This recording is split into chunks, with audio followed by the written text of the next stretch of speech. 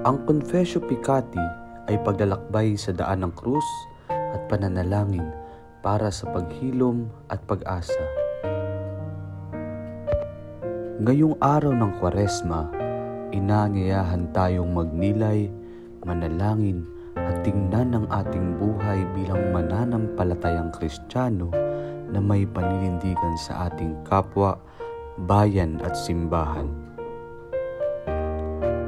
Ano nga ba ang pagiging Kristiyano sa gitna ng mga kinakaharap ng ating bansa?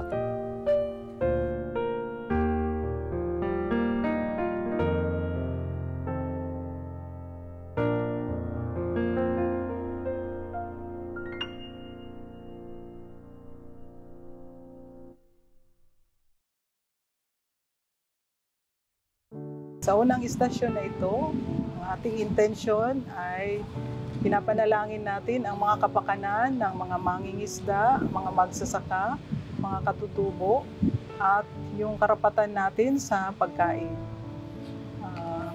Tinawag nating istasyon ito ng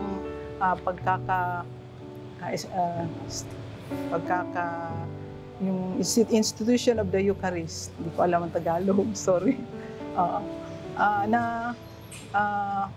Nakikisa tayo sa buong simbahan sa panalangin at sa intensyon na ito na muli nating buhayin ang ating pagkilos at pagkaisahin ang pagkilos na matugunan ang mga pangangailangan nila, mga karapatan nila.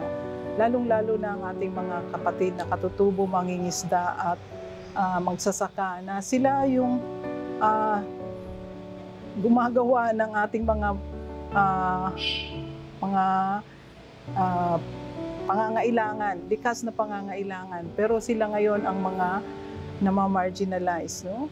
At sila rin ngayon ang sobrang naghihirap dahil din sa nangyayari sa ating kalikasan at sa mga istruktura ng ating lipunan o ng ating pamahalaan na hindi napapangalagaan at hindi nadadala yung kanilang mga pangangailangan. Sila rin yung mga hindi na napapansin, na wala na yung kanilang kultura, na wala na kanilang parang na-extinguish na ba? Na kung tutuusin sila yung mga ninuno natin. Sila rin yung ating mga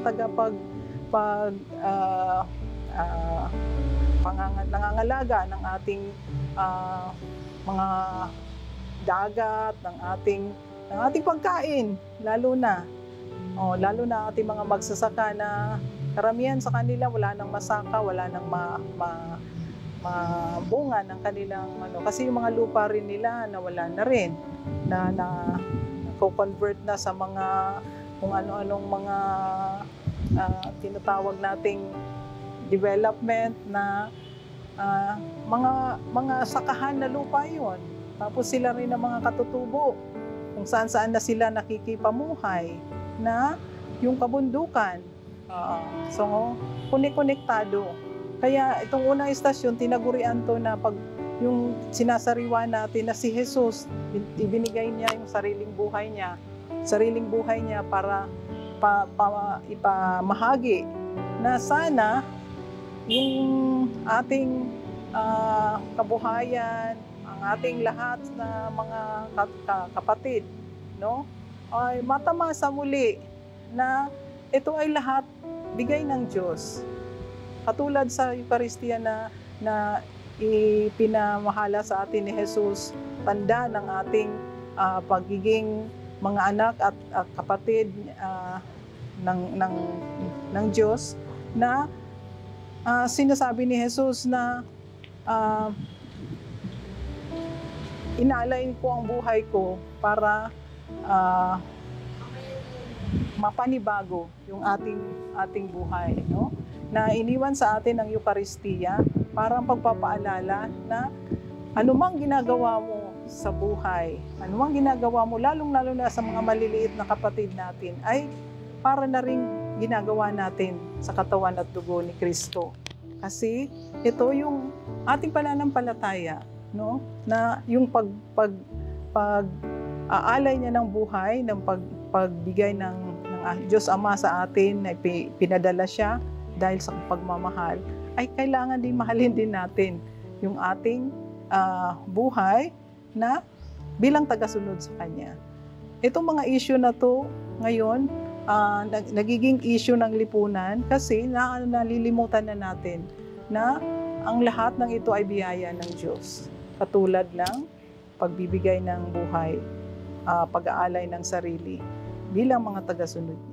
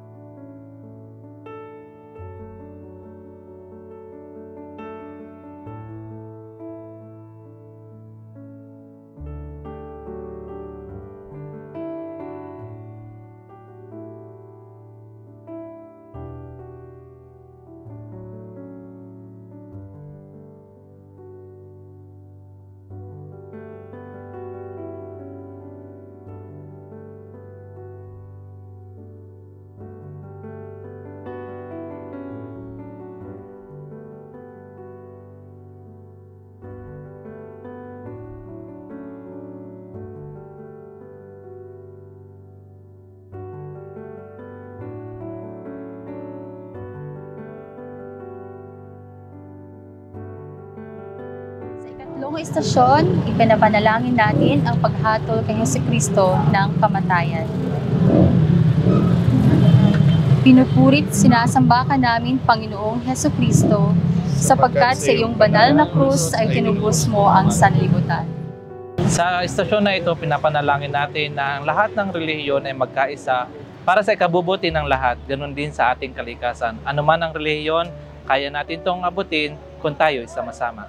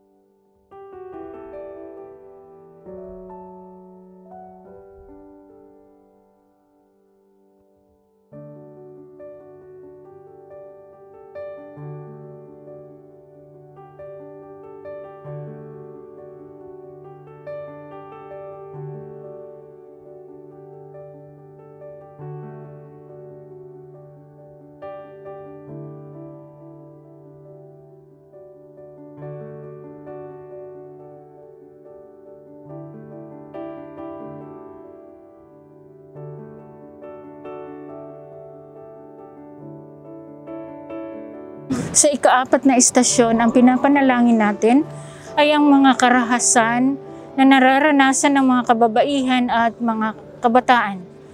Lalo na sa panahong ito na maraming mga kabataang naghihirap at mga babae. Lalo na ngayon ang buwan ng mga kababaihan, International Women's Month.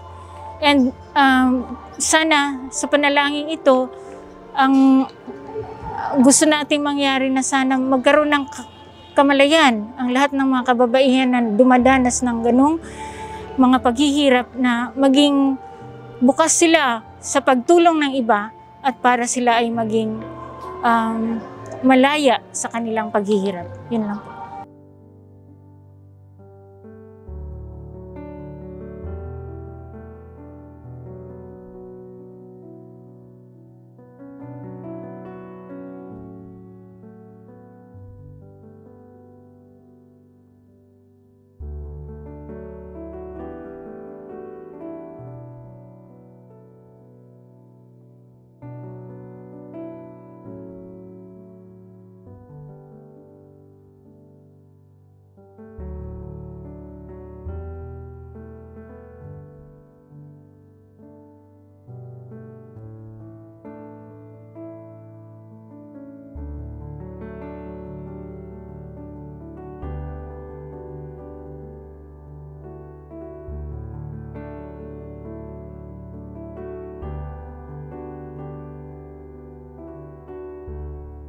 Sa ikalimang istasyon, ito ay yung pagtanggap ni Jesus ng krus. Dito ay pinapanalangin namin ang mga manggagawa, ang kanilang mga kahilingan na itaas ang sahod, tumaas ang kanilang sahod, na magkaroon sila ng maayos na buhay. So, yun ang aming idinadalangin para sa mga manggagawa. Lalo na yung mga manggagawa na hindi nabibigyan ng sapat na sahod. No? At magkaroon ng boses sa lipunan.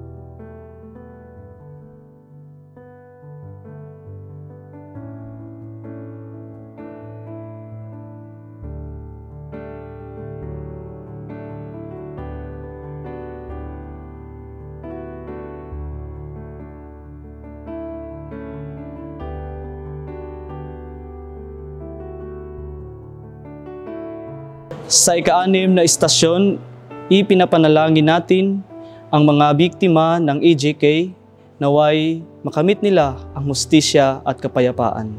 Amen.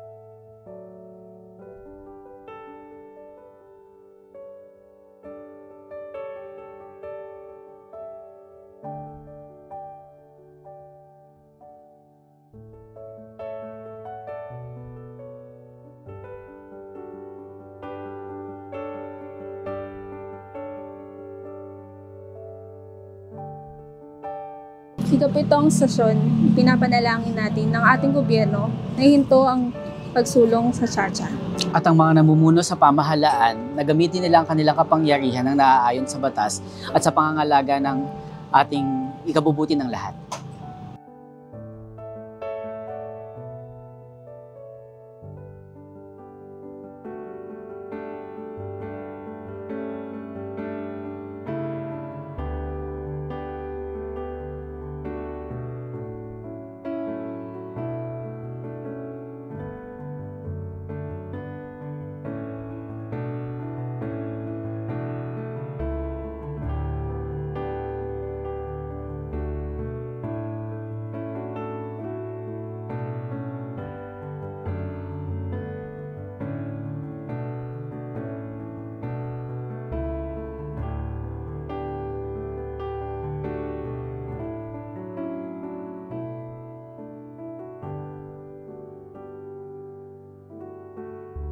Sa ikawalong istasyon, idinadalangin natin ang ating kapayapaan at pambansang kasarinlan. Nawa sa istasyon na ito ay makamta natin ang tunay na kapayapaan at kasarinlan na nakaugat kay Kristong nagbigay ng buhay para sa ikatutubos ng lahat.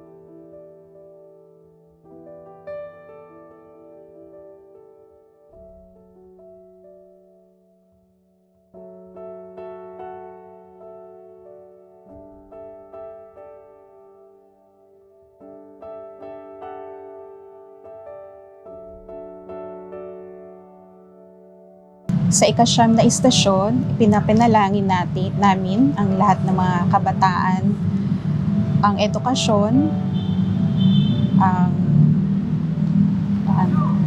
Paglaban sa fake news at katotohanan sa social media. So, naway patuloy tayo maging gabay sa mga kabataan na ipinagkatiwala sa atin at tayo makapagbigay buhay sa ministry ng edukasyon. At patuloy tayong ipaglaban ang fake news at katotohanan sa social media.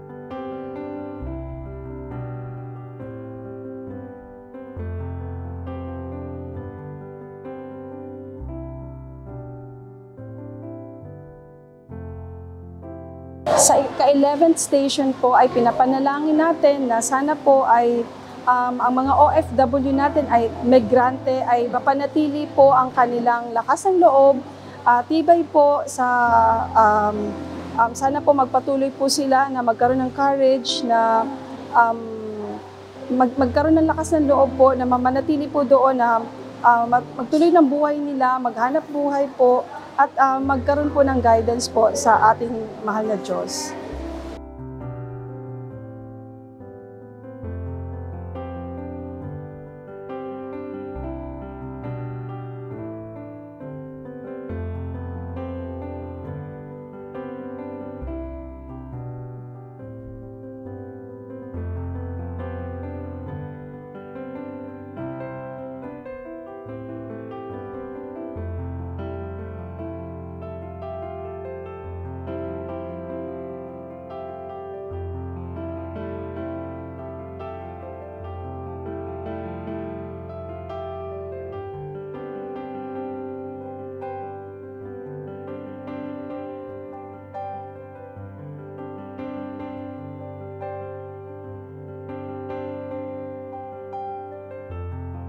On the 12th station, we pray for all prisoners or persons deprived of liberty and all those in the death row.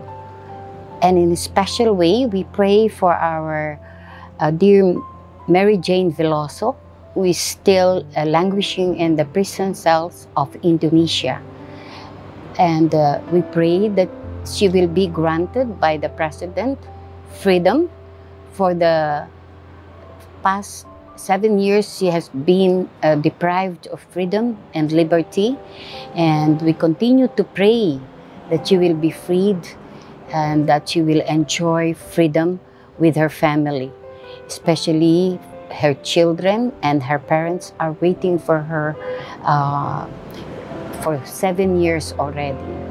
So we pray and hope that all those who are deprived of liberty be given the just and the proper punishment if ever they have committed crimes, but that these people will be given their freedom and be able to live with their families.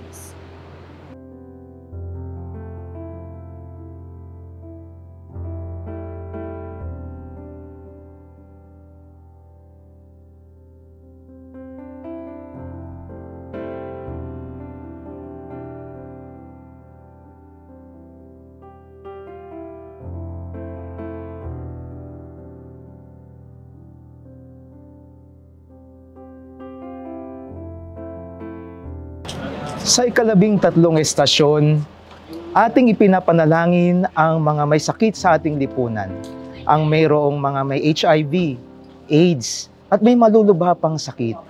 Nawa ay hipuin ng Diyos ang mga taong nangangailangan ng kanyang pagmamahal. Alam natin ang hirap at sakit na kanilang nararamdaman at nakikita din natin na tulad ni Jesus na naghirap mula sa krus, ay karamay natin ang Diyos sa mga oras na ito.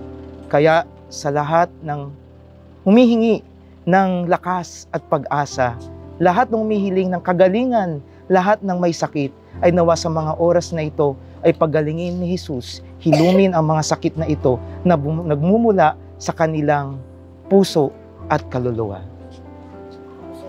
Amen.